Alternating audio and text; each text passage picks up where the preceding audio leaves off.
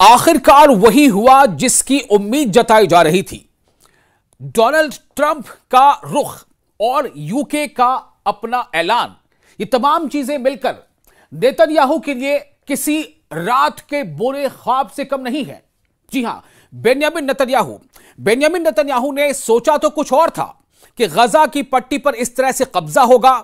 Adam accord के तहत वो कुछ और ही नक्शा बना देंगे। लेकिन जिस तरह से हमास की अपनी कोशिश जारी रही, वो इस्राएली फौज से लड़ता रहा, जिस तरह से फिलिस्तीन और गजा के लोगों ने अपनी जद्दोजहद जारी रखी, अपने वतन को न छोड़कर जाने की जो उनकी कोशिश थी, उसको लेकर लगातार वो जुल्म सहते रहे, भूखे रहे, गोलियां खाते रहे, बम उनके ऊपर बरसते रहे, लेकिन उन्होंने गजा को अपना वतन मानने से इनकार नहीं किया। वो गजा को छोड़कर जाने से बचते रहे, जाने गंवाई, अपने खानदान के लोगों की जानें चली गई, बच्चों को खोया, बहनों को खोया, माओ को खोया, बाप को खोया, बाप ने बेटे खोए, बाप ने बच्चियां खोई, लेकिन अपने वतन से मोहब्बत, अपनी सरजमीन से मोहब्बत और अपनी सरजमीन को न छोड़कर जाने की जो कोशिश थी, ये जो जद्दोजहद थी, वो अब रंग ला रही है। और अब आलम यह है कि जिस सऊदी अरब के बारे में हम ये सोच रहे थे, दुनिया ये सोच रही थी कि सऊदी अरब इस मामले पर आखिर अलग थलग क्यों है, क्यों सऊदी अरब दर पर्दा इसराइल की हिमायत कर रहा है, सवाल ये हो रहे थे। लेकिन जो बड़ी बात है वो ये है कि खुद सऊदी अरब और फ्रांस के प्रपोजल पर, इनकी पहल पर अब दुनिया के एक बड़े लेवल पर जो अब कॉन्फ्रेंसेस हो रही है, उस पर लगभग कई ममालिक ने, जिसमें खुद ब्रिटेन का भी नाम शामिल है, ब्राजील का नाम शामिल है और माल्टा, कई ऐसे ममालिक हैं जिन्होंने कह दिया है कि फिलिस्तीन को रियासत तस्लीम करना ही होगा।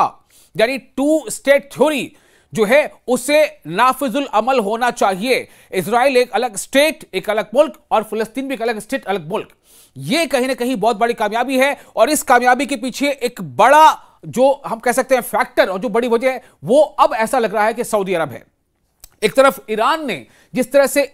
इस्राएल के खिलाफ ईरान नबरद आजमा हुआ और फलस्तीनियों के हक में, गजा के हक में उसने आवाज बुलंद की, और ये जो गजा के लोगों की अपनी जद्दोजहद थी, और उस जद्दोजहद को चाहे वो फ्लातिला शिप रहा हो या तमाम ऐसे दुनिया के लोग जो इंसानियत और हमदर्दी के नाते गजा के लोगों के हक में खड़े हो गए, वो अपने अपने मुल्कों में मुजाहरे करते देखे गए, अपने अपने मुल्कों के पुलिस से नबरद आजमा होते देखे गए, लेकिन गजा के लोगों के हक में आवाज उठाना उन्होंने नहीं छोड़ा। और इसी का नतीजा है कि कई मुल्कों ने इस्राइल पर अब यह दबाव और ज्यादा तेज कर दिया है। वजारत खारजा के तर्जुमान गो जियाकोन, जी हां, मैं किसकी बात कर रहा हूं, चीन की वजारत खारजा के तर्जुमान गो जियाकोन ने भी बीजिंग में एक प्रेस ब्रीफिंग में कहा कि 2 रियासती हल ही, यानी 2 स्टेट थ्योरी, 2 रियासती हल ही फिलिस्तीन के मसले को बुनियादी तौर पर हल करने का वाहिद रास्ता है। उन्होंने यह बयान उस वक्त दिया जब मंगल को अक़वाम मुत्तहिदा की एक कॉन्फ्रेंस में न्यूयॉर्क डिक्लेरेशन के इजरा पर तबसरा करने के लिए कहा गया। चूंकि जो न्यूयॉर्क डिक्लेरेशन है उसमें कई ममालिक के लोगों ने अपनी नुमाइंदगी की है, जो 2 रियासती हल के लिए गैर मुतज़लज़ल हिमायत को यकीनी बनाता है। चीन 2 रियासती हल पर अक़वाम मुत्तहिदा की आला सतही बैनुल अक़वामी कॉन्फ्रेंस की हिमायत करता है और सऊदी अरब और फ्रांस की कोशिशों को सराहता है। यहां पर वही बात सामने आई जो मैंने पहले आपसे कहा था। क्या कहा उन्होंने? जो चीन के जो वजीर खारजा यानी वजारत खारजा की तर्जुमान है, उनका यह कहना था कि चीन 2 रियासती, यानी इजराइल एक अलग स्टेट, फिलिस्तीन अलग स्टेट। इजराइल की कोशिश क्या थी कि फिलिस्तीन को सफ़े हस्ती से एक तरह से खत्म ही कर दिया जाए। तो चीन ने कहा कि चीन 2 रियासती हल पर अक़वाम मुत्तहिदा की आला सतही बैनुल अक़वामी कॉन्फ्रेंस की हिमायत करता है और सऊदी अरब और फ्रांस की कोशिशों को सराहता है। इजलास फिलिस्तीन के मसले पर मजीद बैनुल अक़वामी इत्तेफाक राय पैदा करता है, यानी ये जो कॉन्फ्रेंस हो रही है, और 2 रियासती हल के साथ सियासी हल के लिए एक मजबूत पैगाम भेजता है, जिसका चीन ने खैर मकदम किया है। गजा की पट्टी और मगरबी किनारे दोनों में हुक्मरानी को आगे बढ़ाने के लिए फिलिस्तीनियों पर हुकूमत करने के उसूल को बरकरार रखना और उसकी हुकूमत साजी में फिलिस्तीनियों की मदद करना और अमन की हिफाजत के लिए 2 तरफा हल को अपनाना ताउन पर मबनी है, उस पर बेस्ड है और सलामती के लिए पायदार नुक्ते नजर मशरिक़ वुस्ता में देर पा अमन के हुसूल के लिए जरूरी है। ऐसा चीन के तर्जुमान का कहना था। उन्होंने आगे यह भी कहा कि चीन का ख्याल यह है कि फलस्तीन का मसला मशरिक़ वस्ता के मसले का मरकज है। दो रियासती हल यानी टू स्टेट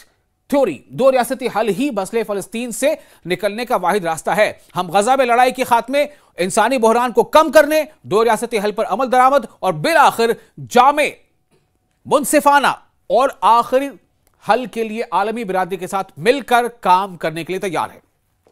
सबसे बड़ी बात हमारे सामने यह आ रही है कि सऊदी अरब ने जिस बड़े बड़े पोस्टर ने इजराइल में कई जगहों पर यह माहौल बना दिया था कि सऊदी अरब की मदद से, चूंकि देखिए जितने मुस्लिम मालिक उनमें से सऊदी अरब एक बड़ा अमीर मुल्क है, उसकी काफी जो है अपना एक असर है, तो सऊदी अरब को कहने की कोशिश ये थी कि सऊदी अरब को मनाकर इस्राइल अपने मकासद में कामयाबी हासिल करना चाहता था। लेकिन सऊदी अरब इस बात पर अड़ गया कि जब तक फिलिस्तीन को एक अलग मुल्क, एक स्टेट तस्लीम नहीं किया जाता, तब तक इस्राइल को भी हम एक स्टेट तस्लीम नहीं करेंगे। और सऊदी अरब की यह कोशिश, यह सिफारती कोशिश अब रंग ला रही है और चीन ने भी इसको एडमिट किया कि सऊदी अरब और फ्रांस ने जो कोशिशें की हैं फिलिस्तीन के लिए वो काबिल तारीफ है। अब आपको बताते हैं कि मगरबी किनारे में हालात कैसे हैं। मगरबी किनारे के शहर रामल्लाह में मकामी लोगों ने बुध के रोज बरतानिया के वजीर आजम कीर स्टार्मर के उस ऐलान का खैरमकदम किया कि बरतानिया फिलिस्तीन रियासत को तस्लीम कर सकता है। और उन्होंने यानी कि बरतानिया ने बाकायदा ऐलान कर दिया कि सितंबर में हम यानी ब्रिटेन ने कहा कि सितंबर में हम फिलिस्तीन को एक अलग रियासत के तौर पर तस्लीम कर लेंगे। इसका रमल्ला में खासतौर से फिलिस्तीनियों ने इस ऐलान का, यानी ब्रिटेन के इस ऐलान का खैरमकदम किया है। स्टार्मर ने मंगल को कहा कि बरतानिया सितंबर में फिलिस्तीनी रियासत को तस्लीम कर लेगा जब तक कि इस्राइल गजा में जंग बंदी पर राजी नहीं होता, अक़वाम मुत्तहिदा को इमदाद पहुंचाने की इजाजत नहीं देता और तवील मुद्दती अमन के लिए दीगर इक़दाम उठाता है। फिलिस्तीनी वजीर खारजा के सियासी मुशीर अहमद अलदीक ने कहा कि वजारत इस ऐलान को फिलिस्तीनी अवाम के साथ होने वाली तारीखी नाइंसाफी को दूर करने की शुरुआत के तौर पर समझती है। यानी फिलिस्तीनी अथॉरिटी भी इस बात से खुश है, वो मुतमईन है कि जो यूके ने, यानी कि ब्रिटेन ने, बरतानिया ने जो ऐलान किया वो कहने कहीं फिलिस्तीनियों के हक में है। उन्होंने मजीद कहा कि बरतानिया ने तारीख के दाईं जानिब खड़े होने का इंतखाब किया है, ताहम दूसरों ने तनकीद की कि बरतानिया को तस्लीम करना मशरूत था सिर्फ इस सूरत में जब इसराइल गजा में अपनी जंग को खत्म करने और एक तवील मुद्दती अमन मुआहदे को हासिल करने के अज़्म का मुजाहरा नहीं करता है। फिलिस्तीन नेशनल इंस्टीट्यूट पॉलिटिकल पार्टी के जनरल सेक्रेटरी मुस्तफा बरगूती ने कहा है कि यह गैर मशरूत होना चाहिए, यानी कि जो कुछ भी ब्रिटेन कह रहा है उसमें कोई शर्त नहीं होनी चाहिए थी, प्रोवाइडेड दैट, शर्त यह है कि यह नहीं होना चाहिए था। आप अगर फिलिस्तीन को चाहते हैं कि वो एक मुख्तलिफ और एक सेपरेट थ्योरी स्टेट है तो आप इस बात को सीधे सीधे कहिए। बहरहाल हालात अब ऐसे बन रहे हैं, जो अलग अलग ममालिक का जो अब इस पर रवैया है वो काफी कुछ बदल चुका है। अब फिलिस्तीन के हक में आवाजें बुलंद हो रही हैं और इसका सिला जाता है फिलिस्तीन के लोगों को, फिलिस्तीन के उन जद्दोजहद कारों को जो वहां लगातार जद्दोजहद कर रहे हैं, अपनी जानों को खतरे में डालते हुए भी दुनिया तक ये पैगाम पहुंचा रहे हैं, चाहे सोशल मीडिया के जरिए से, चाहे जैसे भी हो, कि हम गजा के शहरी हैं, हम अपनी जमीन, अपना घर, अपना वतन छोड़कर कहीं और नहीं जाने वाले, जैसा कि दुश्मन देश हमें चाहता है कि हम चले जाएं। और यह भी काफी नहीं है, इस हकीकत के पेश नजर कि इस्राइल गजा में खौफनाक नस्लकुशी कर रहा है और इसका इर्तिकाब कर रहा है, और खौफनाक फाकाकशी के पेश नजर हमें अब जिस चीज की जरूरत है वो इस्राइल पर फौरी पाबंदियां हैं। यानी कि रमल्ला के लोग, यानी फिलिस्तीन के कुछ लोगों का यह मानना है कि जो कुछ भी ऐलान किया है यूके ने वो एक शर्त के साथ है, होना ही चाहिए था कि बिला शर्त हो और जल्द से जल्द इस्राइल पर ज्यादा दबाव बने, इस तरह का हो। रामल्लाह की सड़कों पर एक रिहायशी ने कहा कि बरतानिया की तरफ से फिलिस्तीनी रियासत को तस्लीम करने को एहसान के तौर पर नहीं देखा जाना चाहिए। रमल्ला की रिहायशी सना जगा ने कहा है कि यह बरतानिया की तरफ से हमारा हक है। कीर स्टार्मर जो इस मामले पर बढ़ते हुए घरेलू दबाव में है, क्योंकि गजा में भूख के मनाजर बहुत से बरतानियों को खौफजदा कर रहे हैं और उन्होंने वहां की सूरत हाल पर तबादला ख्याल के लिए मौसम गर्मा में काबीना का एक नादिर इजलास भी बुलाया है। यह पीर के रोज स्कॉटलैंड में होने वाली मुलाकात के दौरान सदर डोनाल्ड ट्रंप के साथ बहरान पर बातचीत के बाद सामने आया। ट्रंप ने पीर के रोज सहाफियों को बताया कि उन्हें स्टार्मर के फिलिस्तीनी रियासत के बारे में मकाम लेने, यानी स्टैंड लेने पर कोई इतराज नहीं है। ट्रंप ने भी कुछ ऐसे इशारे दिए हैं, ट्रंप ने भी कुछ ऐसी बातें कही हैं, नेतन्याहू को कहा है कि यह स्टार्वेशन क्या है, कैसा है, इसे रुकना चाहिए। मंगल को अमेरिका वापसी की परवाज पर ट्रंप ने कहा कि दोनों ने कभी भी बरतानिया की तरफ से मुमकिन तौर पर फिलिस्तीनी रियासत को तस्लीम करने पर बात नहीं की। अब आपको बताते हैं कि दरअसल यह सब कुछ क्यों हो रहा है। यह इसलिए हो रहा है कि आलमी सतह पर हर अलग अलग मुल्क के जो लोग हैं, जिन्हें हम कहते हैं द पीपल, लोग, आम लोग, उन्होंने इस बात को समझा कि किस तरह से तारीख की बदतरीन बर्बरियत, की बदतरीन जुल्म और ज्यादती इसराइल कर रहा है, जब वो लोगों को एक तरह से घेराबंदी में लेकर उन्हें घेर कर उनके ऊपर बम बरसा रहा है, उन पर गोलियां चला रहा है। और जब वो लोग एड्स लेने के लिए या फूड कलेक्ट करने के लिए एड सेंटर्स पर या फूड सेंटर पर जाते हैं तो उन पर भी गोलियां चलाई जाती हैं। और वहां से जो मनाजिर सामने आए हैं, जो तस्वीरें सामने आती रही हैं, जो सोशल मीडिया के जरिए दुनिया के कई हिस्सों तक जा रही है, जिसमें नंगे भूखे बच्चों की तस्वीरें हैं जो बिल्कुल एक हड्डियों का ढांचा बन चुके हैं, उनके जिस्म बोसीदा हो गए हैं, उनके जिस्म में जान नहीं बची है। इसने लोगों को, हसास लोगों को मुतहर्रिक कर दिया और इसके नतीजे में अलग अलग मुल्कों में जबरदस्त प्रोटेस्ट हो रहे हैं फिलिस्तीनियों के हक में, मुजाहरे हो रहे हैं इसराइल के खिलाफ, और इसकी वजह कर कई मुल्कों की जो हुकूमतें हैं उन पर एक दबाव है। और इसी दबाव का नतीजा है कि आज ये न्यूयॉर्क डिक्लेरेशन के नाम पर जो कॉन्फ्रेंस हो रही है, उसमें कई मुल्कों के लोगों ने फिलिस्तीन के हक में बातें की हैं। फ्रांस के साथ बरतानवी तस्लीम बड़ी हद तक अलामती होगी, यानी एक तरफ फ्रांस भी ये मान रहा है, बरतानिया भी ये मान रहा है, लेकिन ये इसराइल के खिलाफ वसीतर यूरोपीय और आलमी तब्दीली का हिस्सा है और तनाज़े के खात्मे के लिए सिफारती दबाव बढ़ा सकता है। तो ये एक बदलता हुआ रुझान है जो फिलिस्तीनियों के हक में है।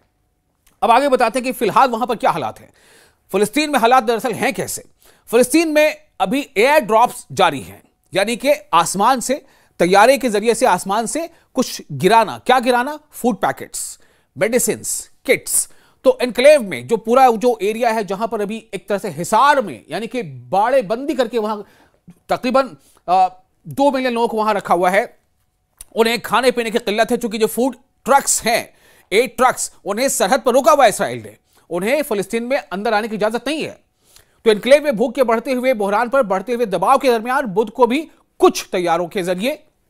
गजा की पट्टी पर इंसानी इमदाद की तरसील जारी रही और कुछ फूड एड्स ट्रक्स भी वहां पर, कुछ यानी जो बहुत कम है तादाद में, जो 5 से 6% ही हैं, उनको भी एंट्री दी गई है। देर अल बलाह और खान यूनिस के ऊपर आसमान पर इमदादी देखी गई कि इमदादी फूड पैकेट्स आ रहे थे। इसराइल ने हफ्ते के आखिर में इमदाद के बहाव को बढ़ाने के लिए कई इक़दाम का ऐलान भी किया, जिसमें तौसीह शुदा इंसानी राहदारी और बैनुल अक़वामी इमदाद में कमी शामिल है। यानी कि जो बैनुल अक़वामी इमदाद हो रहा है वो भी उसको तेजी किया जाए, जो कमी है उसको थोड़ा सा बढ़ाया जाए। आप देखिए किस तरह के हालात है, क्या नफ्सी नफ्सी का आलम है। आप सोचें, बूढ़े बच्चे खाने को नहीं मिल रहा उन्हें।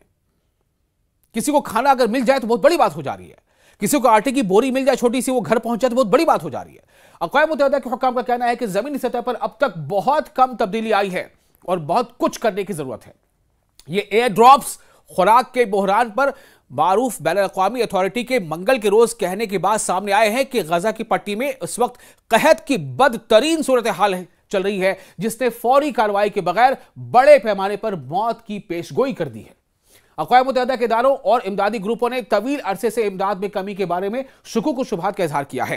तो अब इन बदलते हालात के बीच फिलिस्तीनियों के लिए एक खबर यही है, हालात बदल रहे हैं। देखना अहम यह होगा कि आखिर यह फैसला फिलिस्तीनियों के हक में कब तक आता है और किस तरह आता है।